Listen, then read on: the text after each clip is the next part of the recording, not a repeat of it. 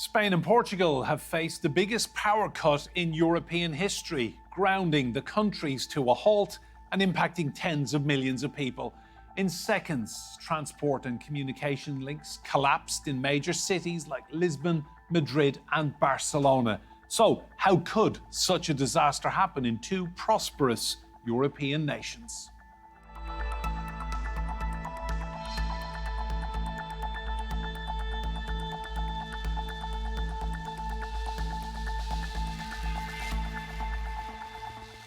Hello and welcome to Roundtable. I'm Enda Brady. Now, millions of people in the Iberian Peninsula were stranded at airports, train stations and on streets for hours following a major electrical power cut across the region. The blackout has cost Spain and Portugal billions as businesses were unable to function and shops and restaurants were unable to take card payments.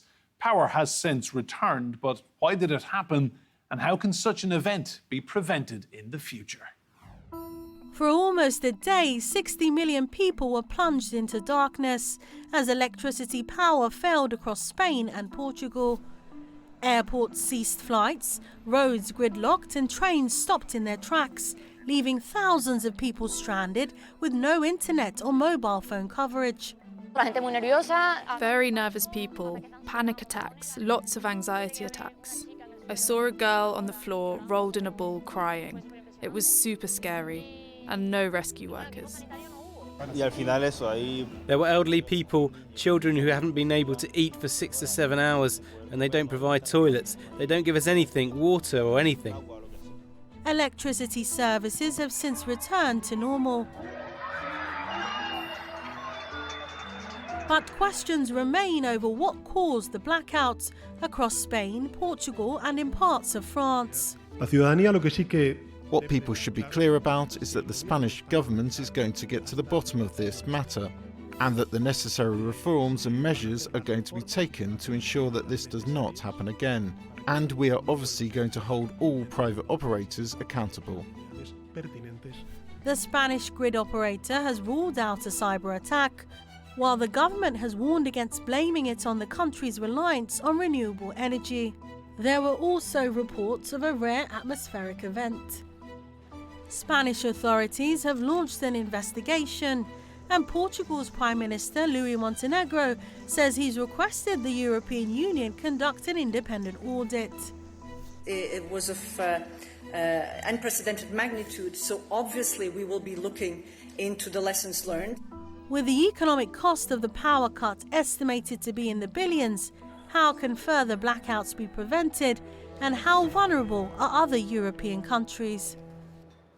Well, let's meet our guests. In London, we have Pablo Calderon Martinez. He's Associate Professor in Politics and International Relations at Northeastern University, London. And I'm delighted to say, joining me in the studio, we have Nina dos Santos. She's a journalist and the host of the podcast Ctrl, Alt, Deceit. And Christopher Caldwell is CEO at United Renewables. You're all very welcome to Roundtable. Chris, to you first. Am I right in thinking that it's strange we don't know the cause yet? I mean, a lot of people are speculating. Are they right to be? Yes and no, because this was such an enormous event. People are understandably extremely curious about what happened and why it happened. However, in something that is this cataclysmic, all that we can really say for sure is that the grid went down. The why it went down is going to be a whole series of factors. And the fact that we don't have one outstanding answer means that there will be a whole series of little instances that all added up to this.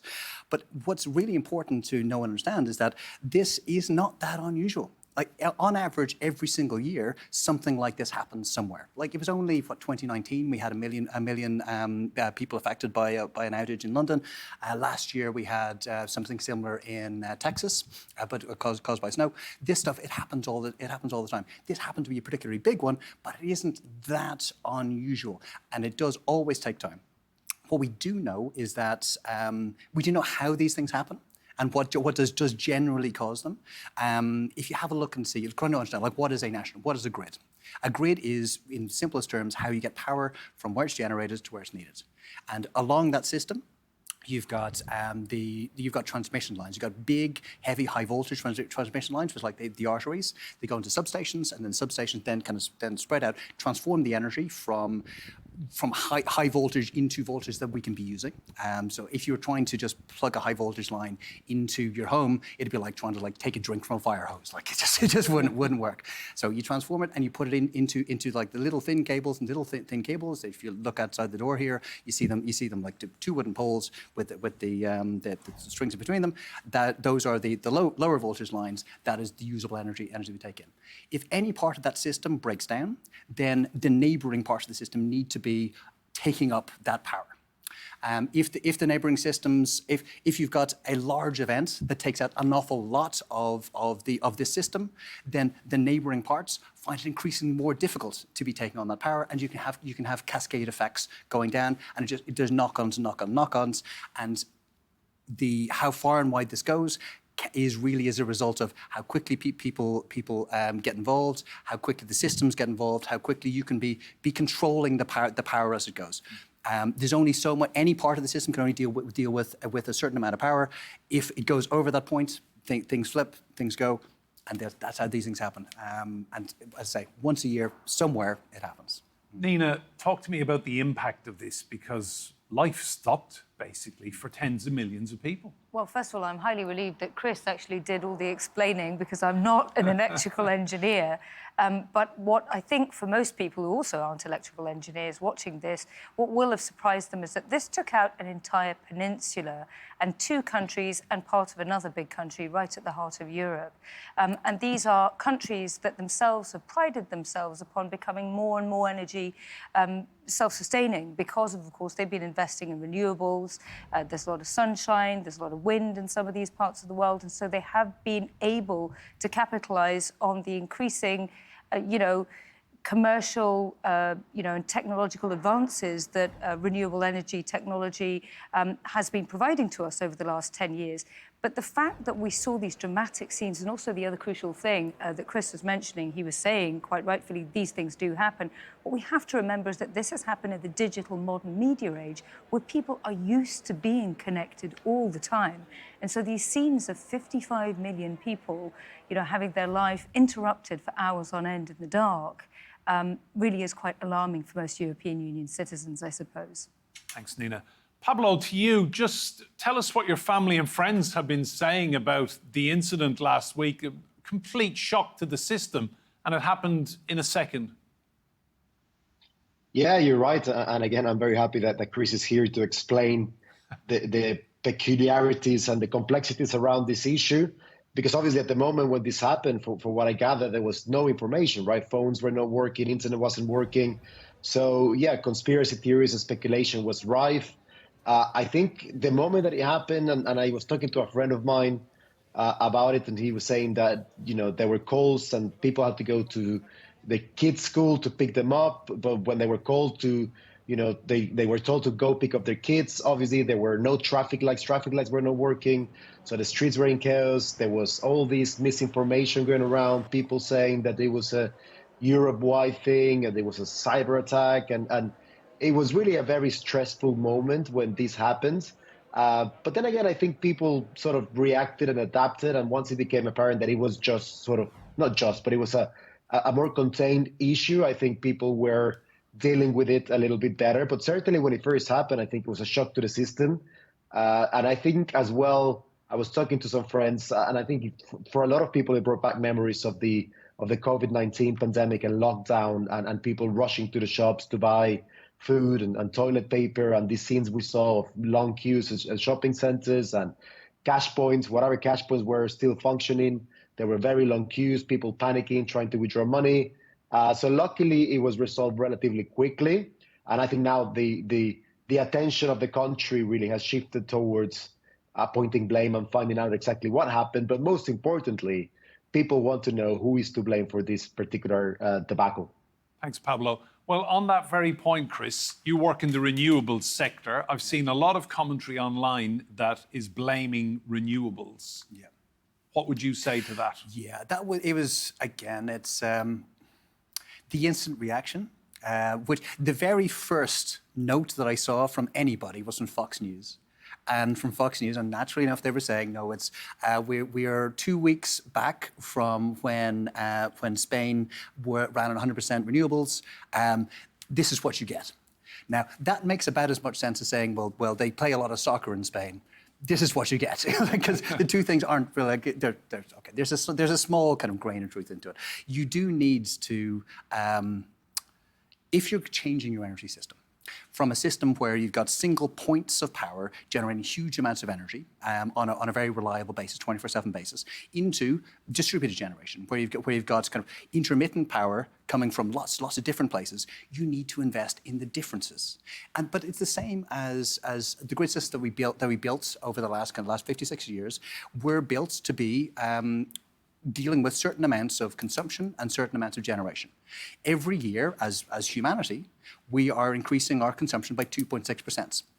If you do the maths, in 20 years, we need to build an entire new energy system. So in addition to the one we already have, we need to have an exact replica again. So even if we don't have any renewables on it, if we're just adding more consumption, we need to be adding more generation, and we need to be investing in our grid. The problem is investment in the grid for whatever power that they were plugging into it, and the issues. And I know there's a lot of kind of toing and froing and conversations going on about it, but and I don't want to be adding to misinformation or speculation, but just putting a few numbers out there. If you have a look at the flow of the power. So Spain, a region of Spain went down. You had a cascade effect. The entire of Spain went down. Then Portugal went down, and then it went across towards France. Andorra went down, but then it had a wall. And Spain and France stood firm. And just throwing the numbers out here, France spends per capita, per head of population, 91 euros each and every year on its grid infrastructure, and just on investment, on maintaining and investment in its grid infrastructure. Spain spends 26 euros per capita, and it's from a lower base as well. So it has a less sophisticated grid than France, and it's spending roughly a third of what France does. You go to Portugal, 6 euros per capita.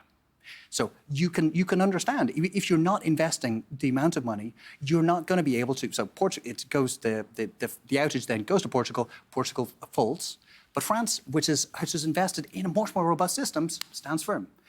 I don't think that is going to be a coincidence. Time will tell. So you think this is to do with underinvestment in the grid? I would be, I'm not a betting man, but if I was to bet a pound, bet a euro on it, I would say it is to do with grids, the investment, levels of investment, relative levels of investment in grid infrastructure. Nina, the blame game is well and truly underway. Pedro Sanchez, Spanish Prime Minister, he wants answers, and he says he is not ruling anything out.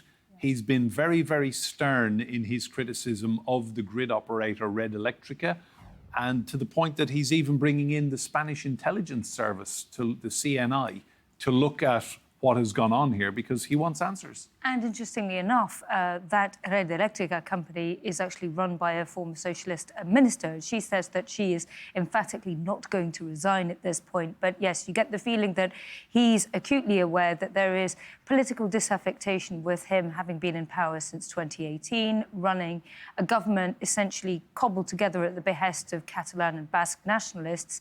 And so he wants to, one would assume, distance himself immediately from any kind of anger as a result of this. We saw this back in October, didn't we, when there were the deadly floods in Valencia, and he was, mud was thrown at him. He was very ill-received in comparison to, obviously, the Spanish king, who came and tried to quell the crowds.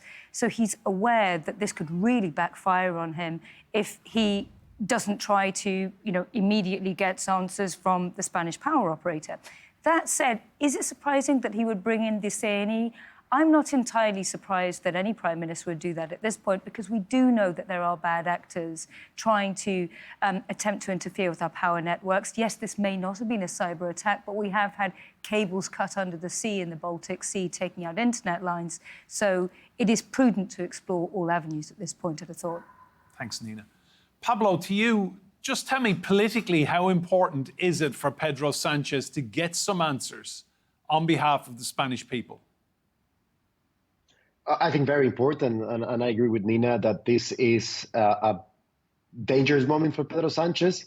But I think we've discussed this before. I don't think there's any politician, possibly in the world, certainly in Europe, that is better at dealing with chaos and emergencies and crisis as Pedro Sanchez, and that's just the way you have to be if you want to govern Spain, and he's been doing it for many, many years now. So he's very good under pressure. He's very good in crisis. And I think evidence of that is how quickly he was out there shifting blame to the private companies and the private infrastructure, and very much saying like, we're going to look into everything and no stone is going to be left unturned. But he very much firmly pointed the finger at the private companies that are running the electricity and the grid in Spain. So I think this is a sort of scenario where Pedro Sanchez really thrives, but it is going to be important to find somebody to blame. And I would imagine as well, it's not going to be very easy for Pedro Sanchez to deflect. And it's going to be likely that there's going to have to be some heads rolling because, again, I think he very clearly said this simply cannot happen again. And I think this is unacceptable for a country like Spain. And I think there's going to have to be some political consequences. But I would imagine Pedro Sanchez is going to emerge through this pretty much unscathed. And if anything, with a stronger hand, because that is just what Pedro Sanchez does. And that's what he's been doing for the last decade. So, Pablo, who were the Spanish people blaming so far? That's an interesting question. I think when it started a couple of days ago, everybody was blaming everyone. It was everything from, yes, there was the right-wing press in Spain very quickly came out and said that it was an issue with renewables, and it was an issue with decommissioning nuclear power plants across Spain, and that Spain should rethink the strategy of decommissioning nuclear power, and that it hadn't affected France because it has more nuclear power, all these different things. Obviously, people started blaming the government as well. Then the government shifted blame towards private companies. Private companies haven't really said anything. So the blame game is well and truly at full swing right now. And it's going to be very interesting to find out who is going to be blamed, because I think it's been going on for a few days and it's still the talk of the town. And I don't think this is going to die down until somebody somewhere pinpoints more or less exactly what happens, and more importantly, who is to blame for it. Thanks, Pablo. Chris, to you, the head of the grid operator in Spain, she is a former politician, Beatriz Corredor. She has come out and said, we have the best system in Europe. Clearly they don't. The French would disagree, would strongly disagree, and would have a very good reason to be disagreeing. Best, I'm not sure how you could credibly say that myself. And just tell me, what does it say for the rest of Europe then if she's claiming to have the best system and this has happened? If she were right, it would be deeply, deeply concerning. But what the lesson for the rest of Europe is, we need to be, is this stuff really matters? Like, it's only at times like this, it's only at times when you get to see this level of emergency and this level of kind of shock and drama in people's lives that the proper attention is focused on this. Now, the Labour government here has actually announced a significant investment in the national grid here to try and bring it up to standards, which is a good thing. Ireland has done something similar, but the rest of Europe needs to be following suit. There are some very weak links. We had Greece is a weak link. Italy had a dramatic collapse about 10 years ago and has invested quite significantly since, but we need to be getting up to kind of French levels of investment on average in Europe to be able to have a common European system that isn't going to be prone to these shocks. And it's a long way to go for the likes of Portugal. Spain have, as far as I can see, have been saying we're going to be investing an awful lot more. Portugal needs to do it. Everyone needs to be taking that same lesson. Thanks, Chris. Nina, we've spoken a lot about Spain. You were in Portugal the day before it all happened. You have family there. Just give us the Portuguese perspective. What are they thinking, or what was the impact? Well, it's quite dramatic, actually. However, I would say that Portugal is a much, much smaller country, and obviously, lots of people, if you're not living inside Lisbon, Porto, or the sort of main metropolitan areas, lots of people do have their own solar power panels.